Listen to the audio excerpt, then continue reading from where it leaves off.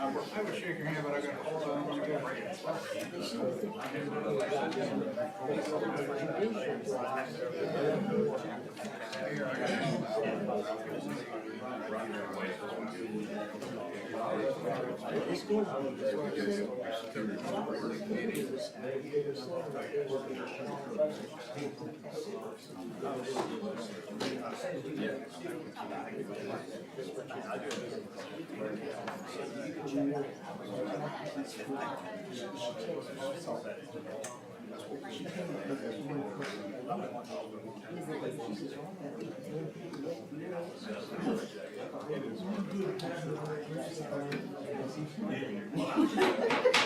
Say good morning. It is now time to begin our meeting, officially 8:30.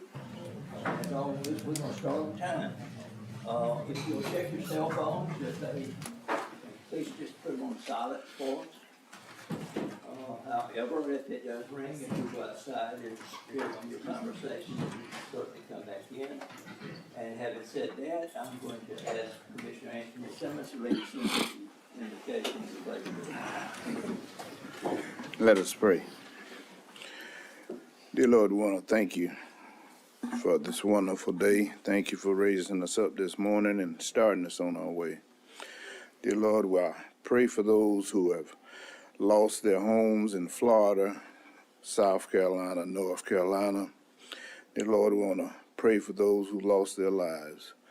Dear Lord, we want to pray for those who have been out in this terrible weather, our men and women, 911, our first responders, our sheriff's department, who thought it was their duty and did their duty, who got out during the storm and got trees and tried to help families who were in need. Dear Lord, we want to ask and thank those who, the organization who thought who thought it was just in their hearts to get out and help those who needed help, dear Lord.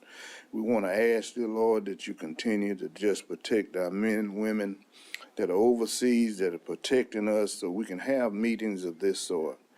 And dear Lord, we want to ask most of all that you'll continue to try to bring us together, dear Lord. Let us know that we're not that different between each other, but dear Lord, we just have to continue to work as hard as we can to bring together with love that we can get along. We ask, dear Lord, that we at this board up here will make decisions that will be good for the whole county, dear Lord, and not just for one group or another group, but for the whole county, dear Lord. All these things we ask in your name and give you thanks and praise. Amen.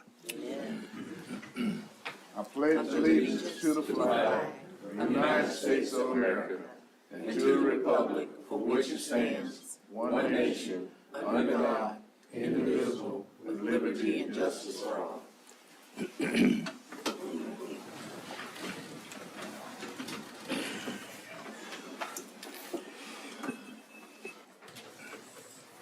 Thank you, Commissioner Simmons. We'll have a roll call, and Ms. Mitzi White will call the roll for commissioners. I, Venus Mitzi White, President as Clerk of the Board of Commissioners of Bulloch County, hereby call the roll for those on the governing body. All those present shall answer by saying aye. Chairman Roy Thompson. Aye. Vice Chairman Kurt Deal. Commissioner Ray Mosley. Aye. Commissioner Anthony Simmons. Aye. Commissioner Jappy Stringer. Aye. Commissioner Timmy Rushing. Aye. And Commissioner Tovey Connor. Aye. I've determined that we have all members of the Board of Commissioners present. Therefore, we have a quorum to conduct business for the good of the citizens of Bulloch County. I now yield the floor to the chairman. Thank you. Next on our agenda is presentations, and we have 4 official presentations, and we'll ask, number 1, the Executive Director, Sheila Stewart-Leach for the Food Bank of Statesboro, if you would come up and say what's on your mind. Thank you for allowing me to be on the agenda today. I wanted to let you know that the building that you helped fund 2 years ago with ARPA funds has been very, very busy over the last 3 months. The 2 storms that we had brought hundreds, indeed thousands of families to us We have been delivering food. We have been super busy, as you can imagine. I've got some numbers for you. I know numbers sometimes are pretty unfortunate to have to read, and I'm gonna have to read them. But over the last 3 months, we've had 4,904 families that came to us. We have had 6,000 children. We've had 8,000 adults and 1,173 seniors that we have helped through the last 3 months. We have provided meals to 15,263 people. Sorry, I always stumble over numbers. These numbers mean nothing except when they're in context. Last year, our whole year, we served 14,000 families, I'm so sorry. The total from July 1st through our last time we did the tally, October 11th, was 320,000 meals over the first quarter of us being in the new building. So I want to thank you for what you have done for the food bank and for our community. We continue to strive to serve everybody. We're delivering food. In fact, I've put my cell phone number on Facebook so that people can text me directly if they still need food, and we are still delivering food to rural areas. There's still a community, I believe, that doesn't have power, and we're still helping as much as we can.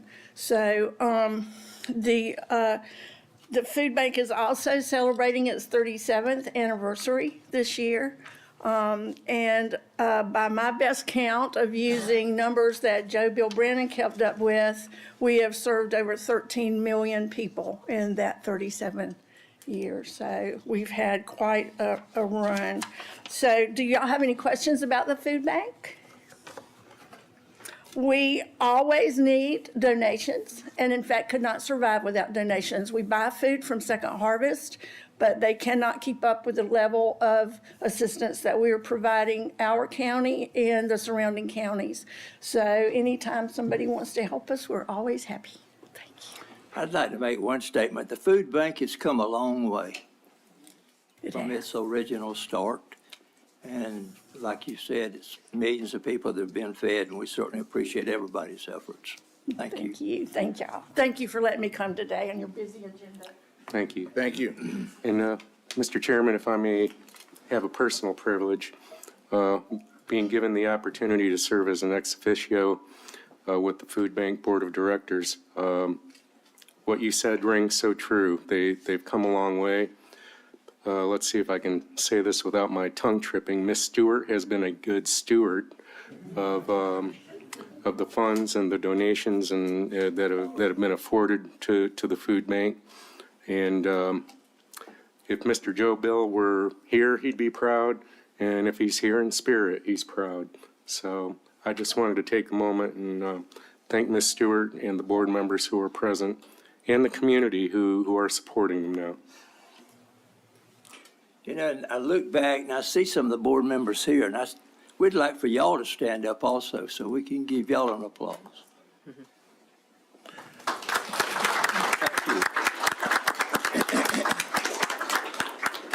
Yeah, it's a total effort to get it done, and we certainly do appreciate each and every one of you. Next on our agenda, I have a presentation to make. It's the Red Ribbon Week proclamation, and I have a name, Miss Jessie Pridgeon. And if you, is this Joyce with you? Yes. Well, she can certainly come up too, and I'll bring this up out.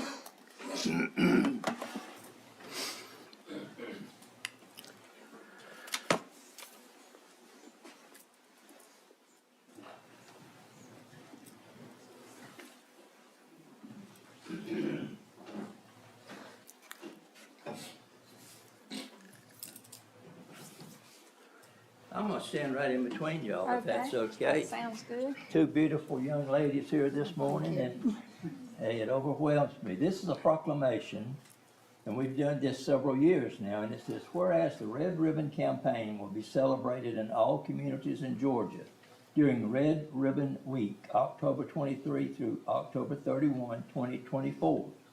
And whereas the Georgia Red Ribbon Campaign is part of a nationwide Red Ribbon Campaign sponsored by the National Federation of Parents, call attention to the devastating effects of drug and alcohol abuse on individuals, families, and communities.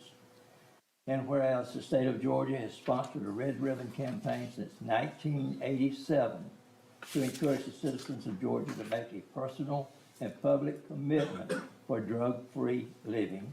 And whereas business, government, law enforcement, schools, service organizations, youth, and individuals will demonstrate their commitment to drug-free, healthy lifestyles by wearing and displaying red ribbons during this week-long campaign. And whereas the Bulloch County Board of Commissioners commits its resources to ensure the success of the Red Ribbon Campaign. Now therefore be it proclaimed that the Bulloch County Board of Commissioners does hereby support the Red Ribbon Campaign and encourages neighbors, co-workers, friends, and families to make our community aware. Real life is drug-free. And all the commissioners have signed it, including Ms. Venus White, clerk of the board. And we wanted to make this presentation to y'all, and thank you for the work that you did. And it did not go unnoticed that all of y'all were out at the parade yesterday supporting the fair parade. So, but we thank y'all for everything that you do. You know, it would be amazing to know just how many people that y'all have helped. And I'll look to the younger lady first. I know how many people you have helped, quite a lot. And so now, I don't know which one of y'all wants to take this. Take Miss Joyce. I let Miss Okay. Joyce take it. Since I'm a senior citizen.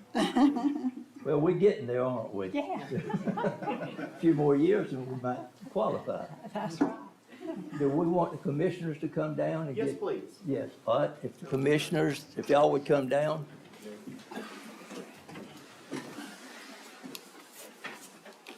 This is not y'all's first rodeo, is it?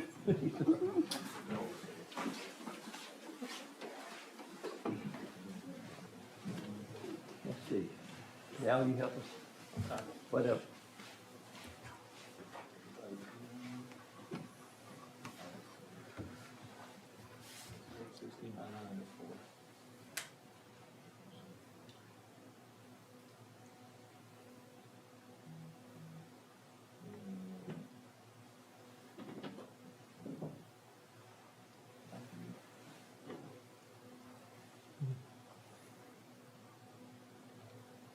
Let's get one more. Tom. Hey, you as much of this as we are. Come on in. Come find my wee boy.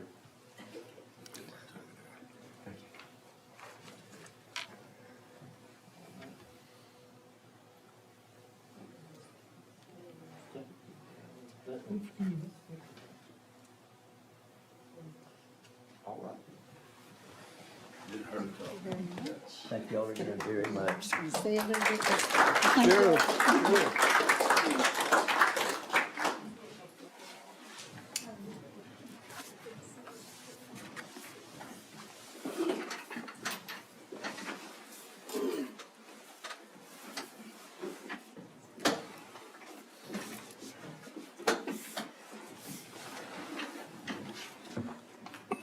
Yes, good morning, everyone. Thank you for welcoming us today and for giving us the opportunity to stand before you in support of a drug-free Bulloch County. My name is Jessie Pridgeon, and I am honored to represent the Bulloch Alcohol and Drug Council, BADC. And Ms. Joyce, our Executive Director, Ms. Joyce Stubbs, is also here this morning. And we want to express our deepest gratitude to all of you for your unwavering support of Red Ribbon Week, and also for your enduring commitment to fostering a drug-free community here in Bulloch County. And as many of you know, Red Ribbon Week observed nationwide from October 23rd to the 31st. It honors the legacy of DEA Special Agent Enrique Kiki Camarena, whose courageous sacrifice in the fight against drug trafficking sparked a powerful nationwide movement.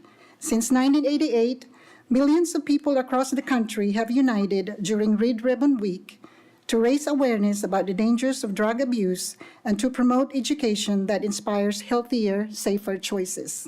Here in Bulloch County, we are proud to join this national effort. Through our work with youth and the community, we are striving to prevent substance abuse and to empower our young people with the knowledge and support they need to lead drug-free lives and achieve bright futures. As we honor Special Agent Camarena's memory, let us reaffirm our commitment to this cause.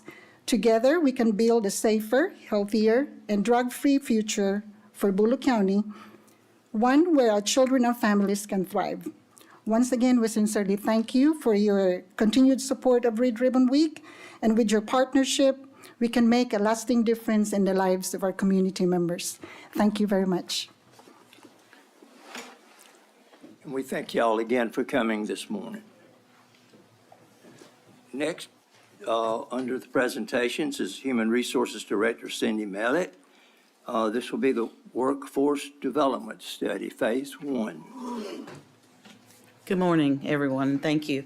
I will be very brief, but I just wanted to introduce our guest this morning.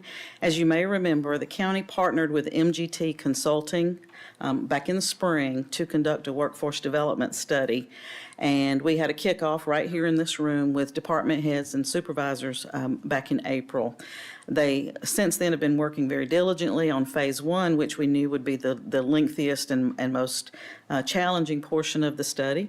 And Phase 1 is now complete, so we have asked Alan Rosen, the project manager, to make a presentation of the results of the study to you. And Mr. Kennedy will be advancing a slideshow. Where did Alan go? Right here. Right here. Come on up, Alan. Thank you for being here. Good morning, Honorable Chair, Commission. Thank you for having me this morning. First, I want to start out with, I love the statements this morning. I live in Central Florida, been in Florida for a long time, and my empathy and heart goes out to your community, having worked as a former incident commander and been in charge of numerous public assistance for organizations that I worked for trying to get money back from FEMA. You had a long road during the storm, and you have a long road after you, and I feel for you and your community. My name is Alan Rosen. I'm with MGT. My background, I've been in local government for about 20 years. I'm a former county manager, city manager, budget manager. I worked in Florida, Georgia, Nevada, California, and New York, and currently work with MGT. And I also want to thank all your department directors and all your staff for being very helpful in getting the data and information we need. So I'll jump right into it. So next slide. So today we're going to cover basically the overview highlight of Phase 1. The report is 219 pages, so we're going to be here a while. I'm just going to read the whole thing. Just kidding. All right, just want to make sure you're awake. So I'll talk about the overall purpose of Phase 1, 2, and 3. Then we'll talk about the study methods, the design that we use to review everything, talk a little bit about the high-level findings and recommendations for Phase 1, and left it off here, but I will talk about Phase 2 and 3, and then have time for any questions. Next slide. So first we're going to talk about the overall purpose and structure. You can go to the next slide. So for the study as a whole, not just Phase 1, there were some main things we wanted to look at, which were with the significant growth on the horizon and growth that you've probably already seen, what are your resources that you have to do the jobs that you have now? And how will that change in the future? And what are your current levels of efficiency and effectiveness? And how will that change in the future, in addition to any changes at the structural level? Like, how does your organization look from a structural level? Does it make sense for what you're doing? And then also, are there other ancillary things that are going to affect the answers now and in the future in terms of what resources you need? So the Phase 1 was the current workforce analysis. So we looked at a little bit in the past and what's going on right now. For Phase 2, we're going to look about 5 years in the future. And then Phase 3 is really just establishing some measures that you can take in the future and continue to measure those things over time to make sure that you are doing what you need to do based on where you want to go as a commission. Next slide. So for the current workforce analysis, we looked at staffing levels, organizational structure, and training, education, experience, and engagement. Next slide. So we'll talk a little bit about the study methods. Go ahead, next slide. So we reviewed background documents like the budget, financial documents, any performance measures, strategic plans, anything like that that was already out there. And we interviewed a lot of Bulloch County staff and peer staff to kind of compare what was going on in your peer agencies. And we also took a look at their workload measures and their performance measures versus your measures to kind of compare apples to apples as much as we could. And then we took a look at the organizational structure as a whole and also within each department to see if there was any changes that might be made to gain some efficiencies. And we completed a skills and engagement survey. Next slide. So I'll talk a little bit about the findings and recommendations. Next slide. The one thing I didn't mention, and I don't want to forget, is the county also wanted to do some testing in emotional intelligence. I forgot to mention, I'm also getting a doctorate in organizational psych studying leadership and emotional intelligence. So we're doing a test of 30 of the staff, looking at levels of emotional intelligence and then inferring from that what training techniques you may want to add to your leadership development programs that will help your organization as a whole. I'm in the middle of doing some of that analysis now, but that will be in phase 2. So one of the interesting things I found, and you, as you talk to your other commissioners and colleagues around the state and the nation, one of the things that I hear so often is that we're in big trouble because all of our people are retiring. The baby boomers are retiring, there's not enough Gen Xers to fill those spots, and the millennials don't maybe have that experience to be in that leadership position that you're looking for. They're getting there, and when they come, they will come in droves because there are a lot more of millennials than there are of Gen Xers. So they're there for us. But what was interesting about Bulloch County is when we asked your staff, when do you plan on retiring? Most of your staff don't plan on retiring for 10 years or more, which is great news for you because that means when you set up your succession plan, you've got time to really think about how you want to put that together because your people are not leaving you yet. Next slide. We asked them, what are your recommendations to enhance training for your current position? What do you want to see that will help you do the job that you have now?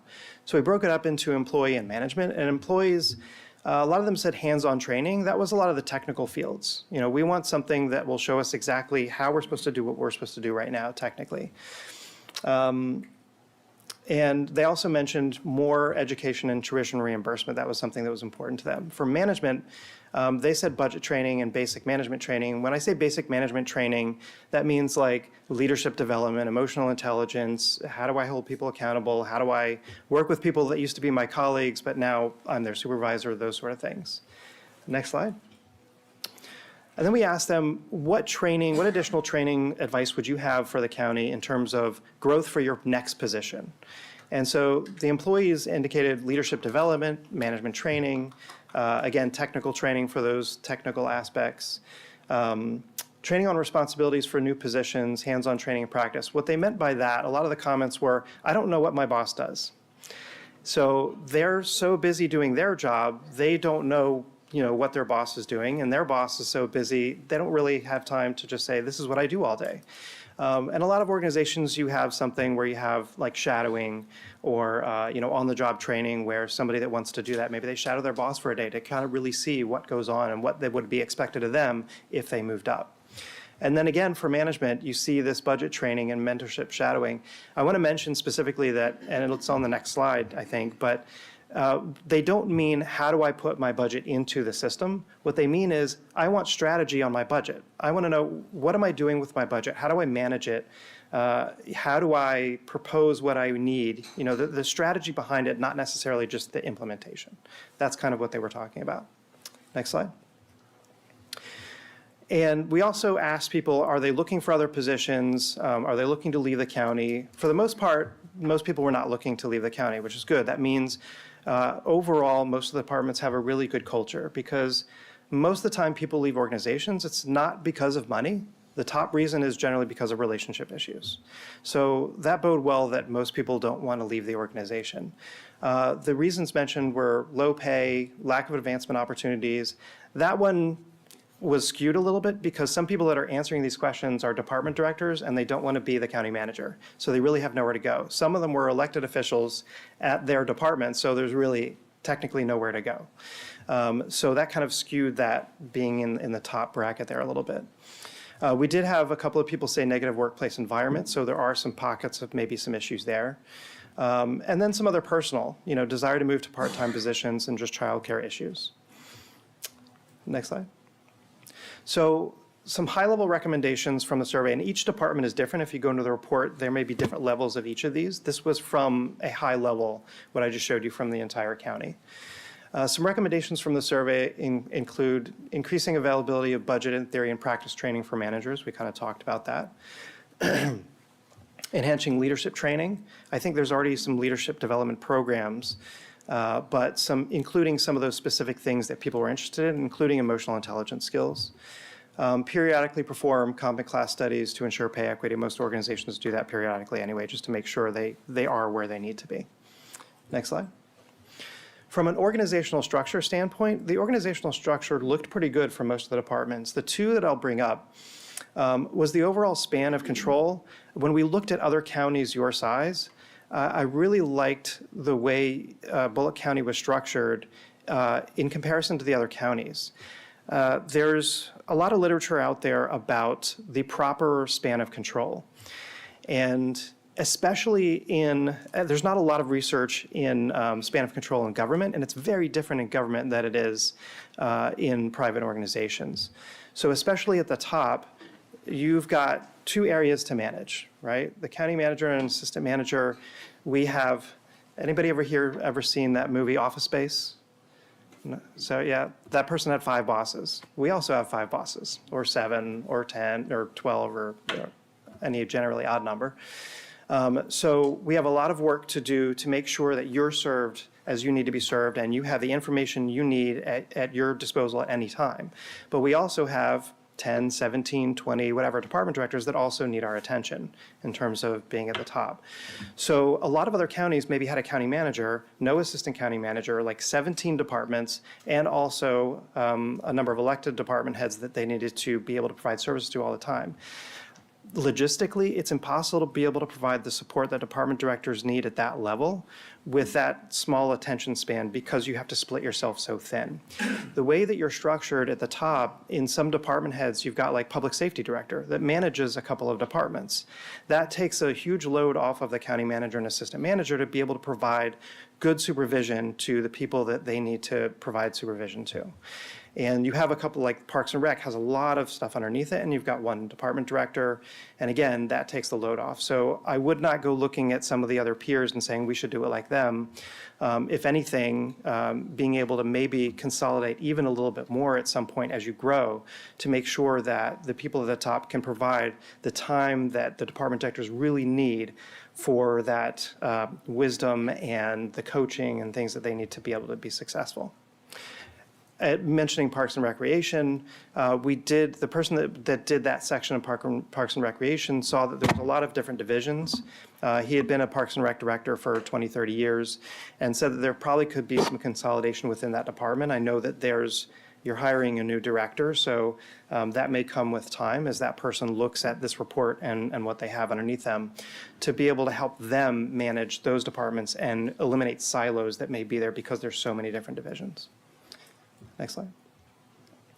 So looking at positions, and I have some more slides on positions, but just want to call out some of the big ones. For public safety, as you already know, as the commission knows, you're moving towards professional, full-time paid firefighters from the traditional volunteer squad.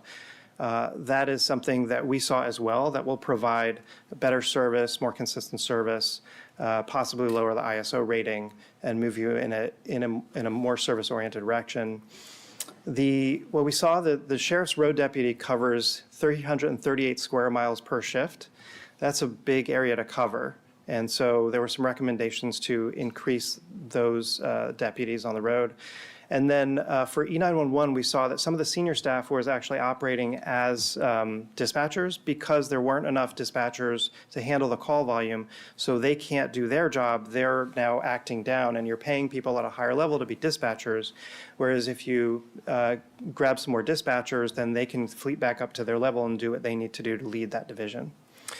For roads and bridges, this one is one close to my heart because the county that I was manager of had a lot of clay roads and dirt roads, and it cost us a ton of money and time and effort. You have 657 non-paved roads versus the average of your peers only had 59 miles. This takes up a lot of time and effort, so you might need more people in the roads and bridges to maintain those and/or find funds to pave those roads as you can. One of the ways you can possibly do that, depending on the area, is CDBG funds. I didn't look directly into it, but if it's a low to moderate income area and you have some money left over, you can actually use that money to pave some of those roads. So these were overall recommendations for the county, and I will point out that if you scroll to the very, very bottom of the report, there's actually more than this, but I didn't want to highlight things twice. What I mean by that is there were a lot of positions that we recommended that were actually approved in the 25 budget, right? We started this in the middle of 24, so we had to snap a chalk line and move forward from there. And so some of those positions that we saw that you needed, your staff also saw that you needed, and that was backed up by the data in the report.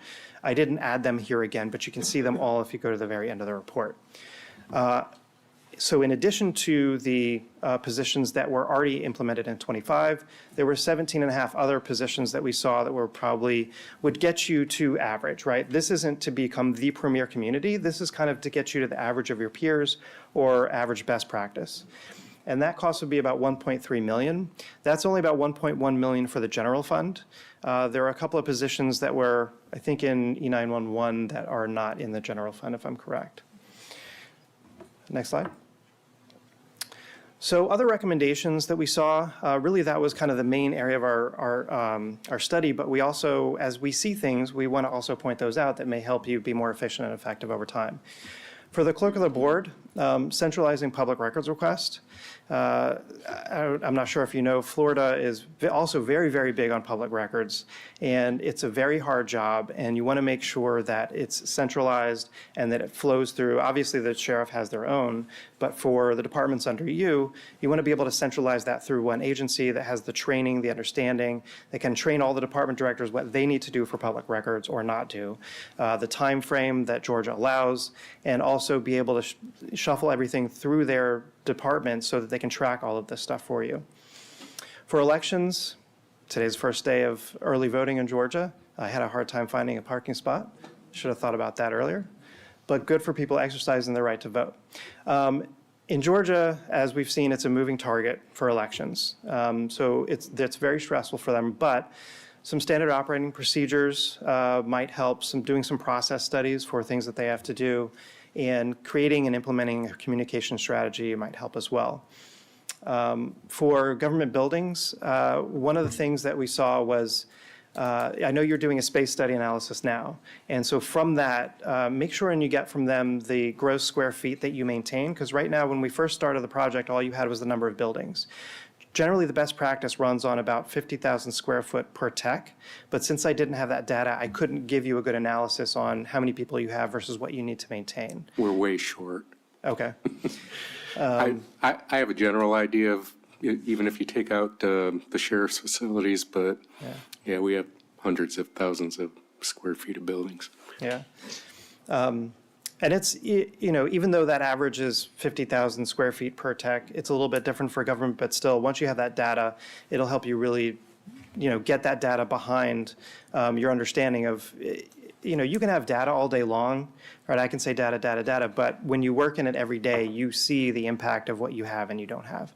But that will put information behind your decisions going forward. Next slide. So for courts, when we looked at the peers and the caseload for most of the courts in the county, there was a big discrepancy between the number of judges per case and some of the other counties. There also is a space issue, of course, right? So when you have the space to do so, working with the state to try to look at the caseload and the number of judges so that you can make sure and get those cases moving as quickly as you can so that people can get the justice that they need. Development services, I think they're already working on this, but phasing out paper applications. For fire, complete a standards of cover study. I'm not sure, this may have already been done, but that'll help really give you a good idea as you're growing as a county, where those stations and where those people really need to be to provide the coverage you're looking for. And then starting a vehicle replacement program, which is just really something on paper for your capital plan that really lays out what you need and what year you're going to get it and how you're going to fund those vehicles that you're going to need. Next slide. For the airport, just completing a strategic plan. You may see larger use of this, more landings and takeoffs over the coming years, especially with what's coming in. Completing a strategic plan will just help them figure out what they need going forward. And for all departments, creating more outcome and efficiency measures. And what I mean by that is like customer service, time to completion. Some departments had them, some departments didn't. You will probably see those in phase 3. We will recommend that you incorporate a lot of those, and we'll throw out some for each department. I know there's some trepidation there, but it's hard to give you really good data on where you should be if you don't know where's our customer service level. If HR doesn't know how well they're serving the clients inside this organization, it's hard for me to tell you you need a little bit more, you need a little bit less. But as you start measuring those type of things over time, it'll give you a really good idea of where we want to be. Where do we, what's our real goal and how well we want to serve? And then I know a lot better how many more people you might need. So recommendations here were really based on efficiency.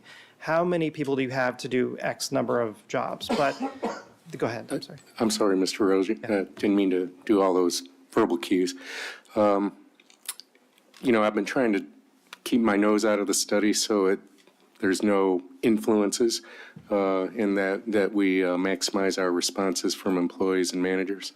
But food for thought, I think when we go back to the training aspect, I know, for example, our CFO, Ms. King, has really been pushing, and it's more of a GFOA thing, but it's really an ICMA thing too, performance measures.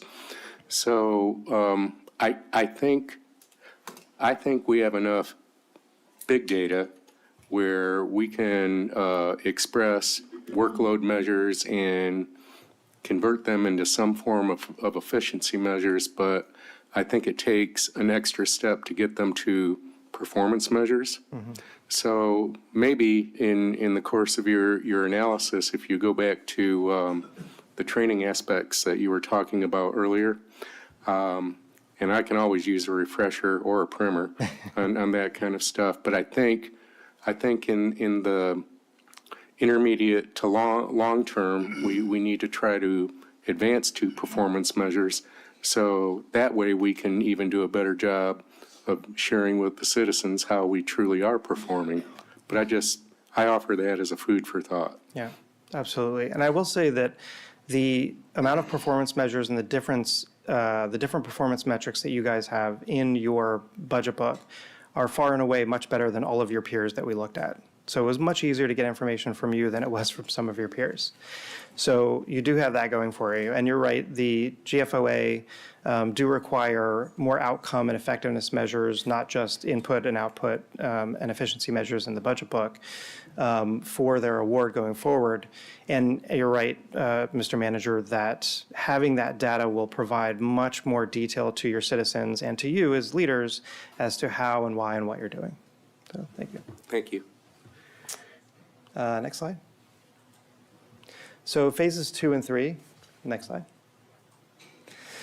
So looking ahead, we're looking 5 years into the future to see what the population is going to be like here in the county and how that's going to affect the workload for each of the departments. It's going to be different for everybody.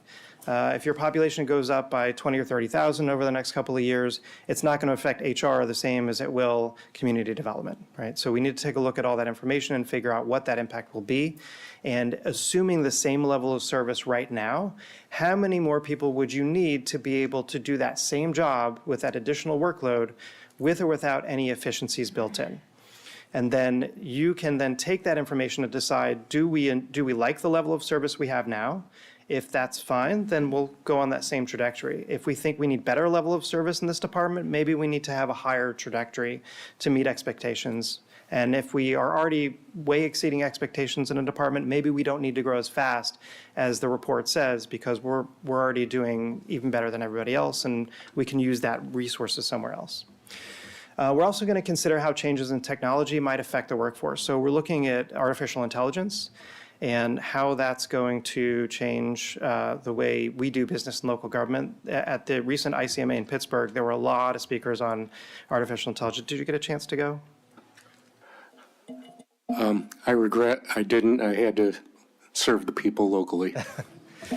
I'll have to forward you some of the notes I had from it. It was very, very interesting. So we're going to take a look at how AI might change the face of how we do business at the local level, provide a succession plan relative to each division based on the information we have in Phase 1 and Phase 2, and finish off the emotional intelligence testing as well. And then for Phase 3, really looking at providing suggested performance measures in all different categories. We talked about performance measures. There's family of performance measures. So there's input, outcome, efficiency, effectiveness, customer service. There's a whole bunch of things that will tell you a complete story of how and what you're doing.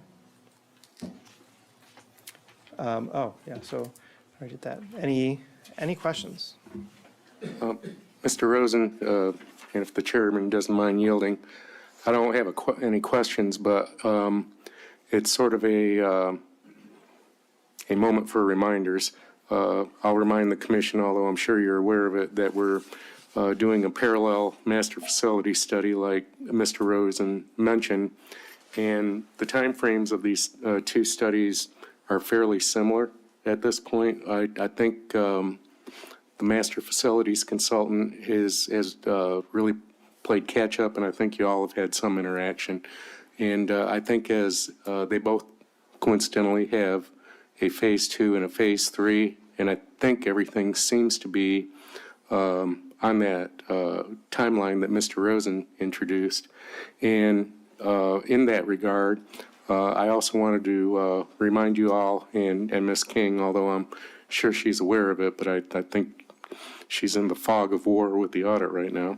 But, when these studies are complete, and I've had a brief discussion with our municipal finance advisor that we want to take all of these data and results and help them or ask them to help us reconstruct or recommission what our financial model should be. We try to plan 5 years in advance. Of course, a lot of things can happen, and you may or may not be taking a wag with your financial projections, but it is something of a control variable. And I think when our model is revised and we can use these studies to attach more accurate data and projections to it, then I think the MFA will be able to extend the tools that you are giving us with theirs. So personally, I appreciate the work that you've done. It's really refreshing to hear after the last year and a half that we may actually be doing some things right. But in spite of that, I just wanted to thank you and MGT. And while I've tried to stay out of it, the results so far certainly meet my expectations personally as the manager. Thank you. No, you're not going to get out of it that easy. Question for you, this is just to let you know that I was listening, and I'm sure all the other commissioners were listening too. You proposed $1.3 million in additional staffing, is that correct? That's correct. You being a county manager, city manager, and other positions with government, where do you propose Bulloch County obtain that money from just to hire these particular new employees? And I know we need many, many, many more, and will with the population burst that we're going to have. What would we have to do? Now, we're restructuring up here too. We've got a group that's helped us out. There's 3 of us that won't be here and in the future, but I still would like to know where would that money, what do you suggest after having done these studies, where could we get it? Well, I'm glad you asked that question because there was one thing that I forgot to mention. We aren't saying specifically like that you have to add these 17.5 positions and you have to spend the 1.3.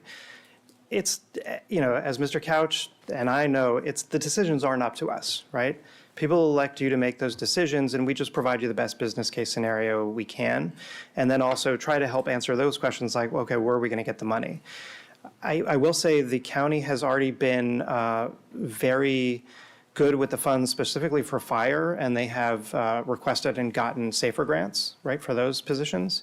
I don't remember the timeline and when you're able to resubmit for that, but that would be one. That would take the pressure off initially. You still have to plan financially out in the years when safer won't cover those positions anymore, but that will help buffer that blow. Any other grants that might be out there for some of the positions? Also, sometimes, looking at, again, I haven't done a really deep dive in a while to your budget, but being a former budget manager, the things that I would look at are what's going into my fund balance at the end of the year? What's my fund balance now? Is it way above? And I say way above because I don't think GFOA provides a good recommendation for what fund balance should be, especially in areas prone to hurricanes. I always recommended somewhere around 30-something% on the Florida coast, probably even more now. But if you have a really good fund balance and you've got more money every year going into that fund balance that you don't need, you can restructure that finance to say, okay, maybe we shouldn't be charging as much to the population, or we should take that money that we're charging and use that for the resources we know we need. And if you've got that capacity, that's one area to look at too. Another area to look at are positions that continually go unfilled, not for the fact that we aren't paying people enough to attract them, but if you are and you're still not getting them and you're still doing that job without too much stress, that may be an area where you can look at restructuring some of those positions and moving those resources to the positions that don't exist. Those are just a couple. And I'll offer Mr. Rosen a bucket for bailing water out of the boat in that one. But I think what you're going to see as a result of these studies, which have been publicly maligned, that we're even spending the money to do it, you're as a governing body with the growth that's going to be coming, you're going to have to look at these tools like the workforce analysis, the facilities plan, the financial modeling that we do. And it's really like being in the cockpit of the space shuttle. The space shuttle just doesn't have one joystick. There's a whole panel of controls, and there's communication mechanisms. Houston, we have a problem. So we're not so small that we operate out of a cigar box anymore, and that's why you all have graciously hired very good experts and leaders to help you navigate the kinds of decisions that are going to have to be made. So I would say, again, with regard to this study and others, think of that as your toolbox. Think of it as, okay, here's my set of tools that I can use to, diagnose or fix this problem or issue, because they're never going to go away. In local government, they're always perpetual. And no matter who's coming and leaving on this governing body or in any other elected position, they're going to have the same problems and issues that you all do today. And that's going to be a cold and sober reality. But that's why we're all here as public servants, to try to figure it out. It's not like going to a convenience store and buying a bottle of Coca-Cola and you find a fly in it and they'll, trade you out your Coke for goodwill. That's not our business model. Any other commissioners have any comments or questions?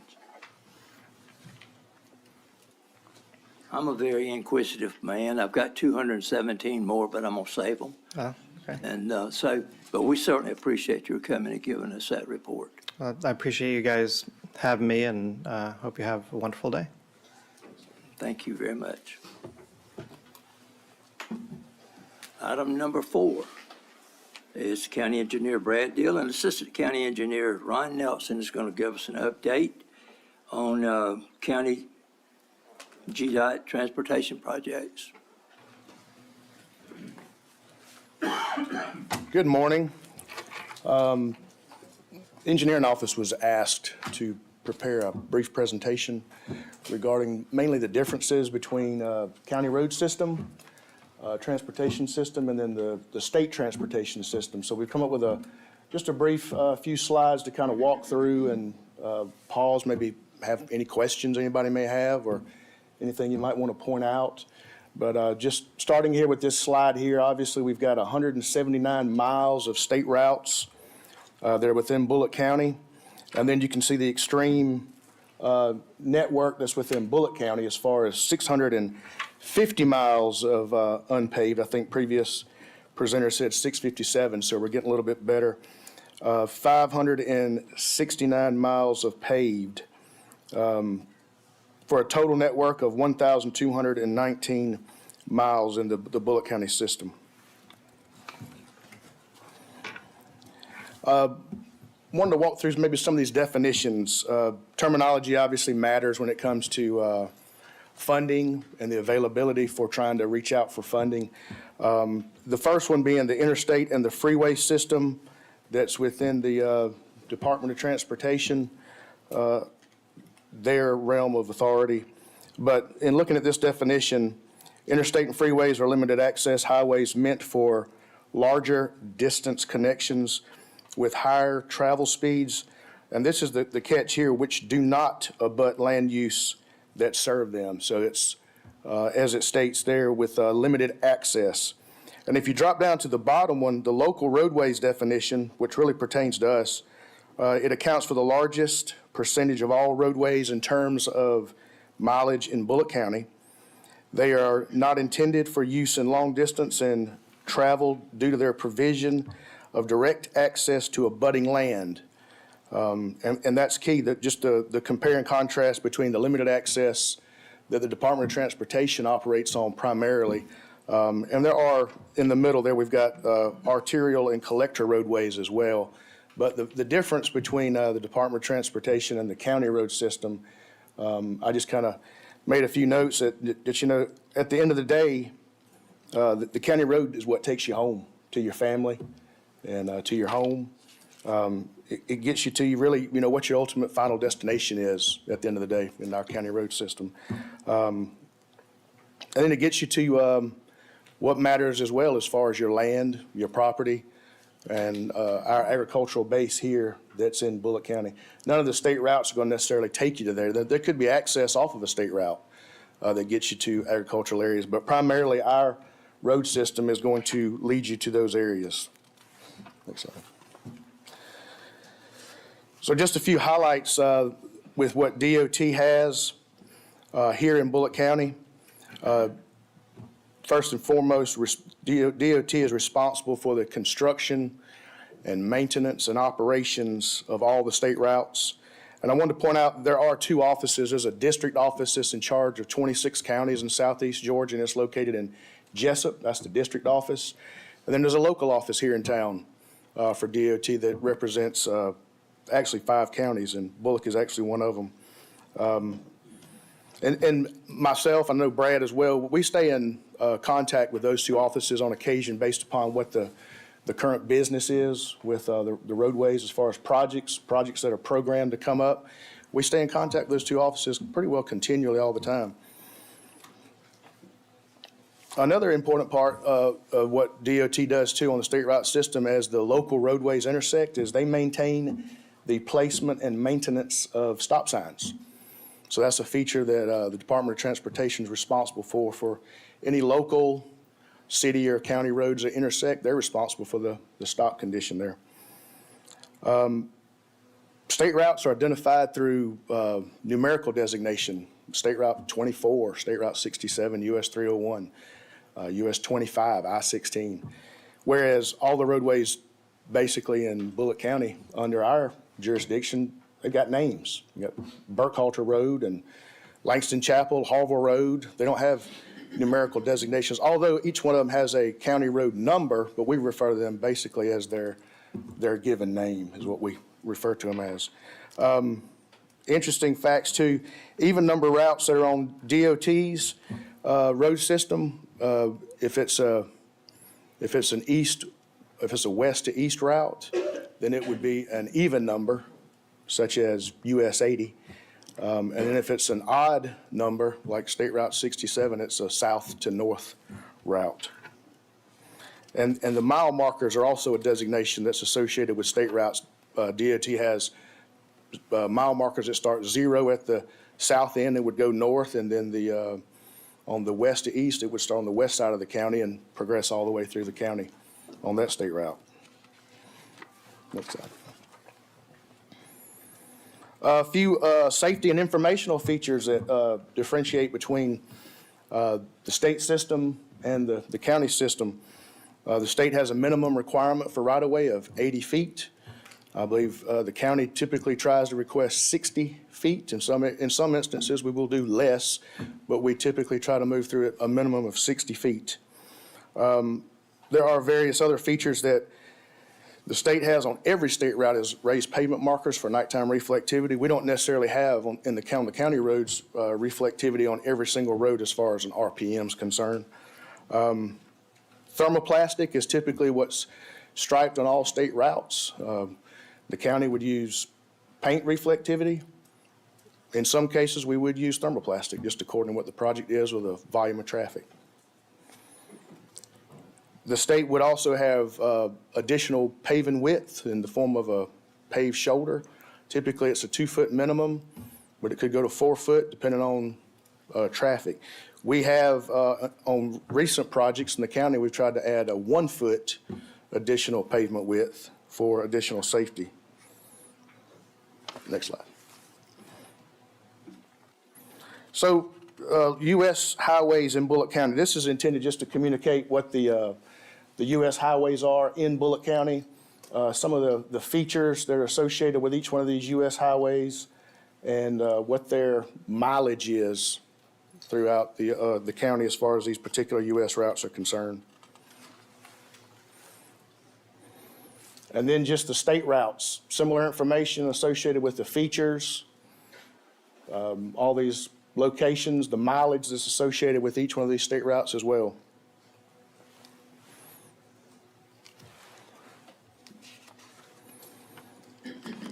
And then just to close out this next slide, the last one here just again shows the mileage for the routes that the Department of Transportation has in Bulloch County, highlighted there in the map. Some of these routes actually overlap, US 25, US 301, State Route 67, State Route 73 actually move through Statesboro as common roadway for North Main and South Main. Are there any questions or anything else we can clear up regarding the state route system compared to the county road system in Bulloch County? Mr. Delson, I'm one of the ones that requested this, and some of the main questions you get asked are about the roundabout at Harwell Road and red light at Josh Deal Road. And I had a lady call me, wanted to know when we was gonna cut the grass on, she couldn't hardly get to her mailbox, and of course I knew who she was, and I asked her, does she still live on 301? And she said, yeah. I said, well, we won't cut the grass there because that is the state. I think the confusion is what Bulloch County's job is and what the state's job is. And they, just like a red light at Josh Deal Road, that'll be, the state's got to make that decision. We can request it, or y'all can request it, but I mean, at the end, it's their decision. And then they moved the time to open the roundabout back because of the hurricane. Sure. And people, why did y'all, that's a DOT project, and a lot of people don't understand that roundabout is a DOT project. And other than the little piece of dirt road by the church down there that y'all had to do, it was in total control of the DOT. So that's one of the main reasons I wanted y'all to have this presentation, to kind of explain to everybody that the county handles county roads and the state. I mean, we cannot mow the grass. We can't put our tractors or anything on there. And I think a lot of people think that we are shot callers on that, and we are not. And the county actually could, if they want to move through a permitting process, and I'm sure the state would love for the county to mow all the state routes, but, obviously we're not going to do that.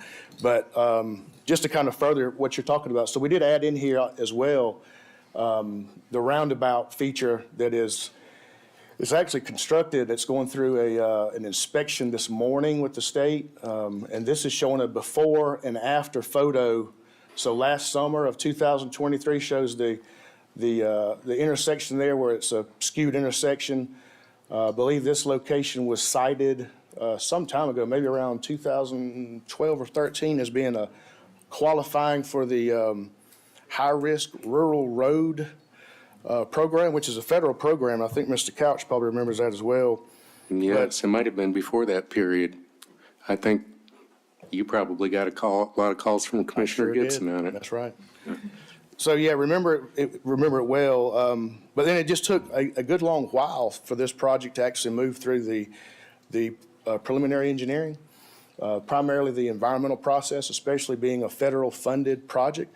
I mean, it took the better part of almost 10 years just to get to this point, you can tell, from 8, 9, 10 to get to 2024. And it's not that we don't agree with everybody. I mean, well, we know there needs to be a turning lane at the top of the hill at Joe Hodges Hill. Absolutely. I mean, or a roundabout or whatever they're gonna do. But unfortunately, they don't come out and put roundabouts and all that and hope we get traffic. They don't do it until you get so much traffic. And then, of course, like the permitting process, it runs behind 2 or 3 years. But I feel sure something will happen there eventually. But again, the DOT has to be the caller on that. If I could interject, Commissioner Rushing, I don't think Mr. Pope is in the room, but Mr. Deal or Mr. Nelson may have knowledge. I think the transportation plan update is pending to be completed soon, and I know that some people on social media have trashed some of the proposed projects, but that's what keyboard warriors do. But ultimately, I think in a matter of weeks, you're probably going to be seeing a presentation from the consultant who's also working with the city of Statesboro and the other towns. And they're going to offer a constrained schedule, which is fancy transportation talk for trying to budget out and do good cost estimates and come up with funding for these projects, much like the other study, using it as a tool in the toolbox. But it is something that would allow us to try to be proactive on certain things. And again, as we're maturing into a bigger, small metro-like community, I would argue that we may have to move faster than the DOT on some projects and either co-fund or actually fund them, because it may not meet their criteria, but it may meet our needs. Is that a correct assumption? Absolutely, yes, sir. And what you're describing also is a project framework agreement that is associated with partnering with the city or the county, local municipality, with the state, and trying to move through the conceptual idea of what the problem is, trying to come through with solutions proposed, and working with our partners with the state of Georgia, with DOT, to better move things along through that process in a much more, hopefully, expedited manner, which I've seen take place over the course of my career with DOT, and where that was very, very beneficial, very beneficial. So that the local input is very key to get things moved through. Of course, the funding and all the good stuff that goes along with that too as well. So just highlighting this project right here, it is slated to open to traffic next Tuesday morning on the 22nd. Like I said, today it's moving through an inspection. It'll move through another safety inspection that we'll be a part of, myself and Brad, probably I think on Thursday of this week, if not tomorrow. But anyway, that'll take place. There's very few items left to complete, just some striping, a few signs, the lighting and everything is done. But just to compare and contrast, I mean, it's a drastic difference looking there, what was there a little over a year ago and what is about to become the intersection at Langston Chapel and Harville Road, and also Bethel Church Road there in the background, and then Elmer Phillips Road, which you can't quite see at the bottom of the screen, but it did receive a little bit of an upgrade as far as the intersection coming into Harville Road. But this, there again, Commissioner Rushing, it was driven by DOT. It was noticed. We supported it. I believe like we got at the top of the slide there, it was the lighting and maintenance agreement was approved by the board back September 2020. And for the ones that don't know, Mr. Nelson retired from the DOT, so. I was there for quite a while, a little over 28 years, that's So he right. does know a little bit about how they operate, so that's the reason I wanted him here. The good, the bad, and the ugly, that's right. So looking here, this is Bethel Church Road that spurs off of that roundabout at Langston and Harville Road. So we're looking at the pre-photo back in February of this year, and then looking at a photograph taken yesterday. That road has been graded, drained. It's had base and paving, and it's had temporary striping applied. Much needed. Can't really tell it, but the grade on that road as far as trying to approach the elevation change to get to Langston and Harville Road, it's about a 6% climb to get all the way up to the top of that road. So it's a pretty good climb to get up that sandy clay hill. And in times of bad weather, I mean, this was almost, I wouldn't say impossible, but a pretty good size F-250 is probably what it took to get out of that place. And that's what one of the residents actually lives on the bottom end of the road. That's what he drives. The guy that has a Coca-Cola truck right there in the background, that's what it takes to get out of that place when it was pretty muddy. But anyway, so it's slated to open next Tuesday morning, and that's our budget there that was approved by the board, I believe back in April. We did get an executed contract in May, so we were able to move along. And this doesn't happen very often. I mean, this project was able to occur because we had a contract already mobilized, already able to perform the work. We moved through the process with Jeff, and we were able to get cost estimates, but it was by far more beneficial and cost-effective to move along with the current contractor who's doing the roundabout work, J.A. Long. So tremendous benefit to the county. It's about a 900-foot-long, almost 900-foot-long project, and it was very comparative to other projects that we've done of a similar nature in the county.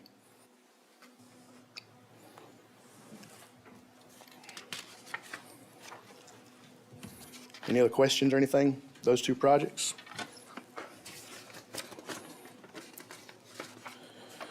I think I'll turn it over to County Engineer Brad Deal. He'll talk about Josh Deal and what it looks like at 67. Thank you very much. So this is a question that we get quite frequently, and I know Commissioner Rushing had asked this question earlier, but what could the county do about an intersection such as 67 at Josh Deal Road? And as we just talked about, 67 is a state route. So if you can move to the next slide. So there were two traffic studies that have been done for the intersection. One was in 21, one was in 23, and those were required by the county of developers that were building subdivisions in the area. The results of those traffic studies did not meet the traffic signal warrants that GDOT uses, which is a federal guideline. So as a result of those studies, they did not yield the results where GDOT would approve a traffic signal at the intersection as of those dates anyway. So as more things get built around the intersection, we can do additional studies to see, as more houses are built in the area, what's changing, how the traffic patterns are changing. But the way that the process works is that before anything can happen, the traffic study must show that the signal warrants are met before GDOT will approve any kind of improvement, such as a traffic light going there. And then once that gets approved, then it becomes a question of, is the county going to contribute funds to it or wait for the state to fund it completely? As Ron kind of mentioned earlier, those projects move a lot faster if the county does kick in some funds for something like that. We got one question at our earlier commission meeting about Highway 301 at I-16. That comes up as well. That's a little bit different because there's not a county road involved in any of those, in any of the intersections there where I-16, the ramps intersect with 301. Both 301 and I-16 are maintained by the state. So it's not that the county couldn't get more involved in those intersections like that by requesting improvements and keeping it on GDOT's radar, keeping it on their making sure they are giving attention to the intersection. But again, neither one of those roads are maintained by the county. So I think the state would be the more, I guess, appropriate authority to drive it in a situation like that. But with Josh Deal Road being a county road, it's a little bit different. Like I say, if we ever get to a point where GDOT would approve a traffic light, it would move a lot faster if the county was contributing some funds to the project or helping drive it in terms of managing the project.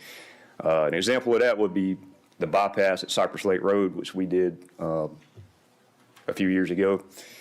We would probably still be waiting on a traffic light there if we were just waiting for the state to fund that completely and do the project. In that case, the county went ahead and paid for, I want to say, at least 50% of the project, and we also managed it and got it completed. But with that, are there any questions on any of this that you all have?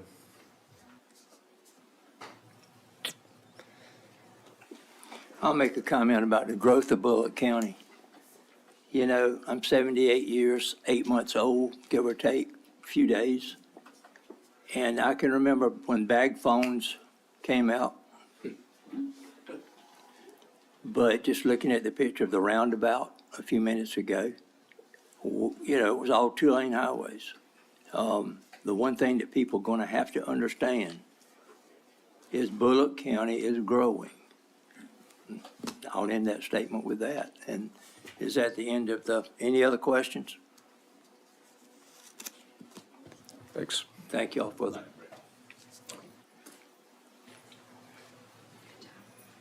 We're going to move right along.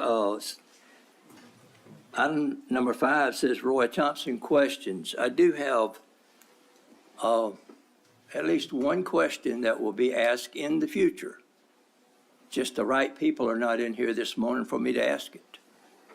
And when they are in here, I'll call them up and ask it, and it'll be for their benefit. Now, that's all I'll say about that. I will have that as an item as far as future meetings.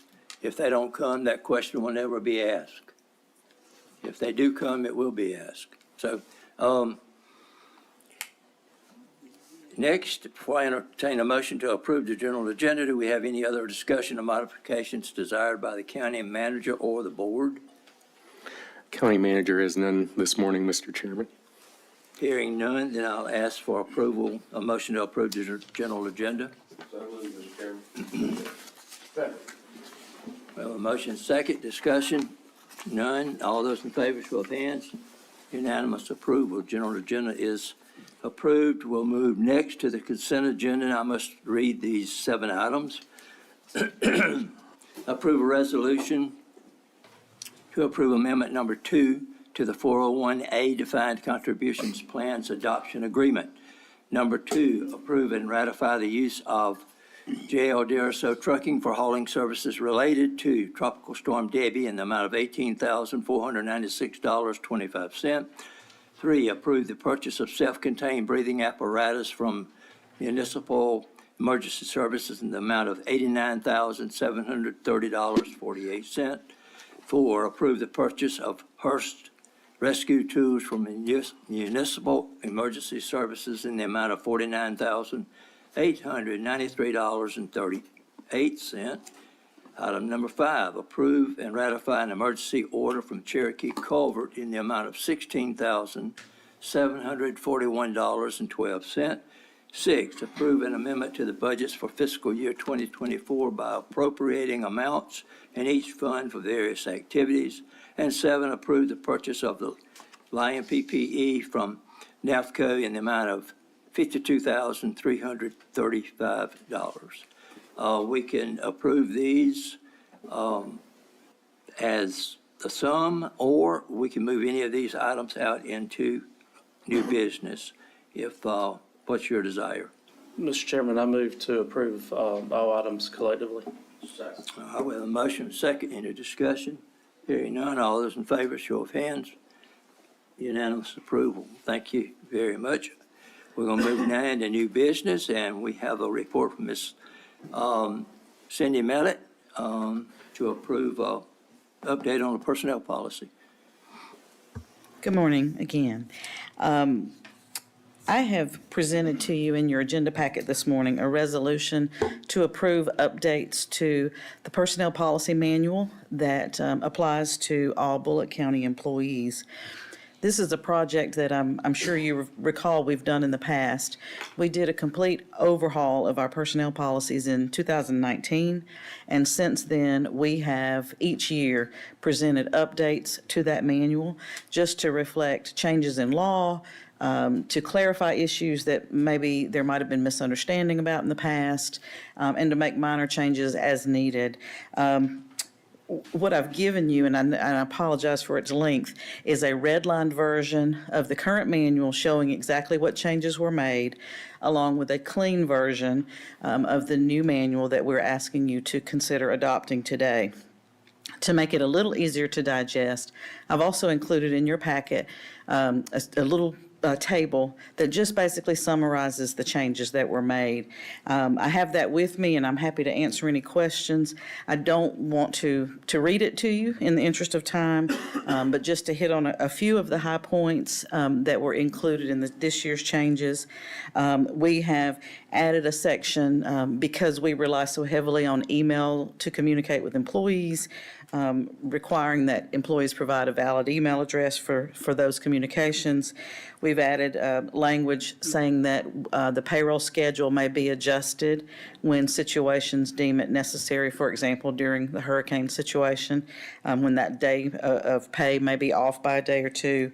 Added a section on voting leave, added some clarification on who's eligible for the military pay that is required by state law, added some clarifications in the inclement weather policy. We replaced a small section on courtesy with a little bit of a lengthier section on workplace civility. So it's a little bit broader conduct section that includes bullying and some other components, and also discusses the supervisor's role in setting the tone for a civil environment within their work groups. We have added some language to the drug testing policy, specifically prohibiting the presentation of an adulterated specimen when an employee reports for drug testing. So as you can see, these are primarily minor tweaks to existing policies. And again, I'm happy to answer any questions, but unless you have questions or objections, I would respectfully request that you adopt the updates effective today. Should you decide to do that, we will immediately send an email to all employees advising them of the updates to the policy manual. And I thank you for your attention. Questions? And hearing none, I'll accept a motion to approve. Mr. Chairman, motion to approve the resolution to approve updates to the personnel policy manual. Second. I have a motion, second discussion. Hearing none, all those in favor of the motion, show of hands. Unanimous approval. Thank you very much. Item number 2 is County Manager Tom Couch.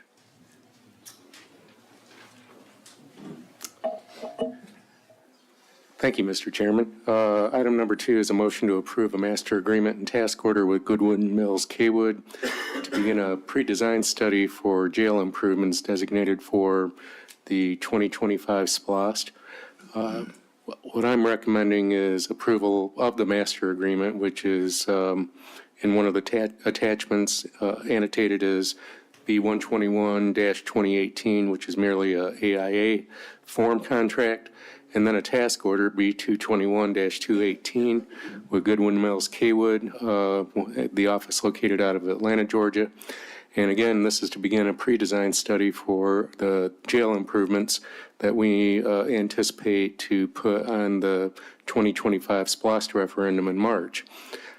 As you recall, GMC has previously been working with Bulloch County Sheriff's Office, Public Safety, and Public Works on site planning for future facilities at the work camp. The Sheriff's Office has reported satisfaction in working with GMC and would like to continue doing so through the jail project, but since commissioners are under property or maintain property control, that's where it lies in your decision. The attached master agreement contemplates carrying out future task orders, including the one that I've referenced, but after the pre-design study is done and assuming everybody is satisfied, you could approve future task orders for the design, and construction management for the jail improvements.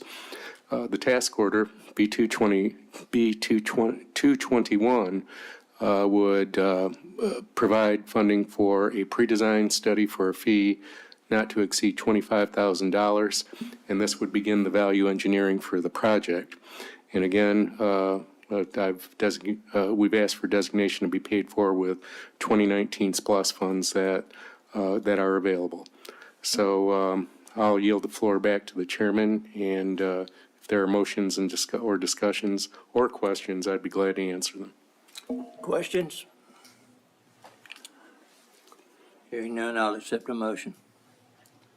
Move to approve, Mr. Chairman. That's the agreement and task order for Good Mills and Kaywood. Second. I have a motion, second discussion. Hearing none, all those in favor of the motion, show of hands. Unanimous approval. Thank you very much. Third item is, again, County Manager Tom Couch. It's a request from McGeechee Technical College.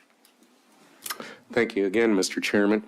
This would be a motion to approve a request from Ogeechee Technical College for funding assistance for road construction to be paid for, actually T-SPLOST instead of SPLOST funds.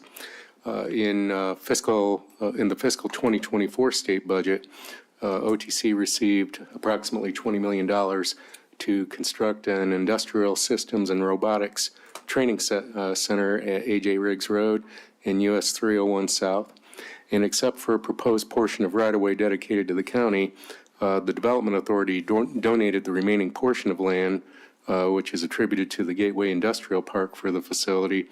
And this training center will leverage economic development and area manufacturing training. OTC is requesting funding assistance for the road in the amount of $1 million based on the opinion of probable cost. There's sufficient money that's appropriated from the T-SPLOST Economic Development Infrastructure category that's available, and there are no other pending projects. And I think the last time I asked, that particular category had funding in excess of $3 million and continues to grow. So we believe that the appropriations request is sufficient. It would be a county road. I would anticipate, like on Joe Kennedy Boulevard, there may be landscaping and other amenities that typically, except for streetlights, that OTC usually cares for or maintains on Joe Kennedy Boulevard. So if you do have any questions, we also have Ms. Jan Moore here, who is Vice President for Economic Development with OTC. But I think you all are aware of the project. It's been in play for 2 or 3 years, and I think it's really going to help not just the new industries that are coming in, but it's going to create a real regional draw for what they also call manufacturing tourism. So I'll yield the floor back to the chairman, and if there are any further questions, let us know. Questions? Mr. Chairman, I have, Mr. Couch, just to clarify, is it T-SPLOST or SPLOST? Yes, that was a typo. It's T-SPLOST. Okay. Or I'm sorry, it would be SPLOST, wouldn't it? Yeah. The economic development funds are in SPLOST. Yes, my bad. I'm just, You were second guessing yourself. Yes. It is a road, so that's understandable, but. Well, Chairman Thompson may be 78 in 8 months, but I'm now 64 in 3 days. So I'm feeling that pain. Well, I can verify one thing. This is the first mistake you've made in 20 years since you've been here. Now, questions? Hearing none, then I'll ask for a motion. I'll make a motion to approve, Mr. Chairman. Second. A motion, second, discussion. None. All those in favor of the motion, show of hands. Unanimous approval. Thank you very much. We're going to move into public comments. We have one person that has signed up. You will step up to the mic. You have 5 minutes, and we will have a clock on you. Thank you very much. Mr. Eric Bronner. Hi, thank you everyone for having me. My name is Eric Broner, and I've lived in Bulloch County since 2021. I'm currently in my last term at Georgia Southern University, where I'm involved as a policy intern with the Center for Addiction Recovery. I'm working with Dr. Rob Bowler, who's a professor and an opioid crisis researcher at the Jianping Su College of Public Health. As a person in recovery personally impacted by the opioid crisis and also actively involved in efforts to support recovery in the community, I've been encouraged by the distribution of funds from the opioid litigation to our local governments. According to publicly available data, Bulloch County has already received at least $144,000 in settlement funds and is expected to receive over $500,000 more over the next 14 years. It appears that Bulloch County has approved their budget for the fiscal year 2025, including the expenditures for the opioid settlement payments fund. I see that from the information online, I see that $104,000 is budgeted for other costs, which when expanded shows that this budget allocation has gone entirely to payments to others, in quotations. As I've stated previously, recovery and solving the opioid crisis is an issue of personal significance to me. I come to you today not as a concerned citizen, but as an involved citizen, seeking transparency about the exact nature of the allocation and expenditure of these funds. My questions for you are the following. The data show discrepancies between the funds received, $147,660, and what has been budgeted for 2025, which is $135,000, as well as between the revenues and expenditures line items between the $135,000 and the $104,000. So I just want to understand a little bit more about how these discrepancies are accounted for. I'm sure there's a reasonable explanation, such as vesting these funds for future growth, but I would prefer this point elucidated by authorities on the matter. And my second questions are, which organization or organizations will be receiving payments from Bulloch County from the opioid settlement payments funds? And are these funds already earmarked for a specific distribution, or is that something that's waiting on input and decision from the community and relevant stakeholders? Will the chairman yield the floor? Yes, sir. Well, welcome, and I'm glad that that you came and asked those questions. Strategically, you sound like you're very knowledgeable about the settlement funds, and these funds, I think, have, to my knowledge, I'm not an expert on it, but depending upon who the settlement funds are coming from, I know you have one cache of funds that have an 18-year distribution schedule. And then I think there's another cache of funds from other pharmaceutical companies that are less. The settlement agreements that we have received are very complex. And if you have read them, I congratulate you. And if you are a law student or even a licensed attorney and you've read them, I congratulate you twice. But as what we have to do, you may be aware that these agreements have clawback restrictions or covenants in them, meaning that we have to make sure that we spend those funds according to the terms and conditions of those agreements.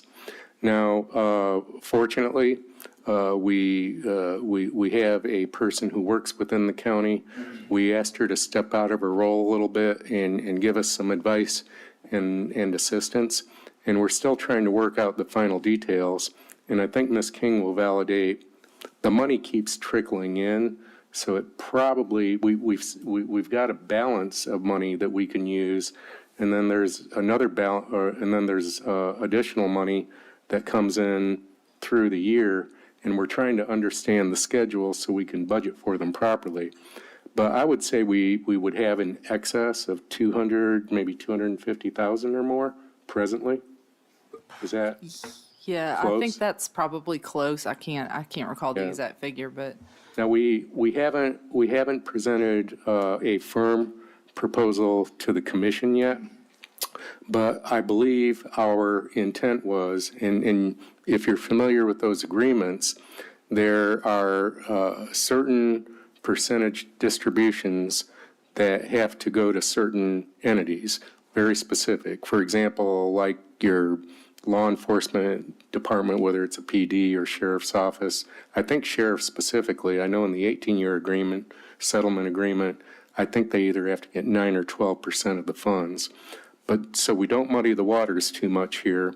We anticipate bringing a proposal to the commission where it would be more of a simple allocation of funds. And correct me if I'm wrong, Christie, we think we said we would use 60% of the funds for internal purposes like the sheriff's department, EMS, or the drug court portion of our accountability court. And then the other 40% would roll out on a competitive basis, because we've had several inquiries. And even with putting it out on a competitive process, we're asking people, whether it's staff people, hopefully, we would have Karen to help us navigate through some of this stuff.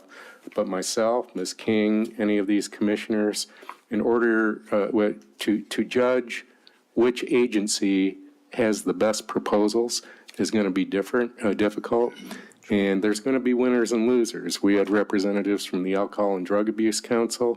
There's probably 2 or 3 other recovery type agencies that are in the community.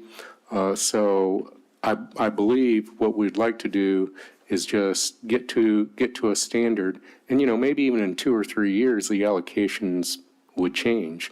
I've been told by EMS recently that at least right now they, or even the sheriff's department, well, maybe more so in the sheriff's department, don't need as much Narcan as they thought they would. So I think you'll see some shifting sands through the funding, but I think it's fair to say we've just had some difficulty navigating all of the terms and conditions of these very complex agreements, but we think we're in a place now where we're ready to see, although I don't think that decision will occur today because we need to give the commissioners background information, but I think very soon we do want to start expending funds before the end of this fiscal year. Does that satisfy your questions? Yes, thank you so much. Well, thank you. We're glad that we were able to do that. And I will stay apprised and involved. Thank you. Thank you. That would be great. And you're certainly welcome to come back at any time and sign up for public comments and tell us what's on your mind. Thank you. That closes out the public comments, and we will now move into staff comments. Any staff members have anything to say?